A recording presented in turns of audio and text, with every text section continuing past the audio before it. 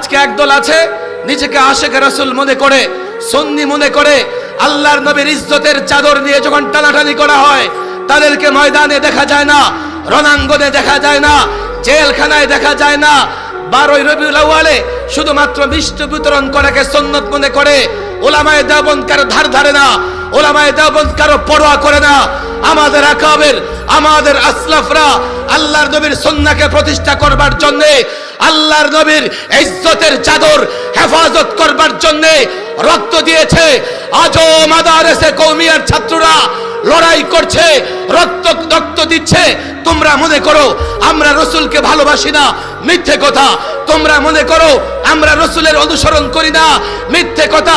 দাঁড়াও, আমার সামনে দাঁড়াও, নেবে দেখো তোমার মধ্যে আল্লাহর নবীর একটা সুন্নাহ থাকলে আমার মাদ্রাসার বক্তব্যের ছাত্রের মধ্যে 10টা সুন্নাহ আছে। আমরা রাসূলকে ভালোবাসি, উক্তি নয়, কথা নয়, ডায়ালগ নয়। আল্লাহর কসম ময়দানে দেখিয়েছি, হাটাজারি থেকে বিবাড়িয়া থেকে যশোর পর্যন্ত যখনই যারা শাহবাগ থেকে নিয়ে শুরু করে যেখানে যখনই যারা আল্লাহর নবীর ইজ্জতের চাদর দিয়ে ঝিলিমিলি খেলেছে তাদের ছেড়ে কথা বলেনি।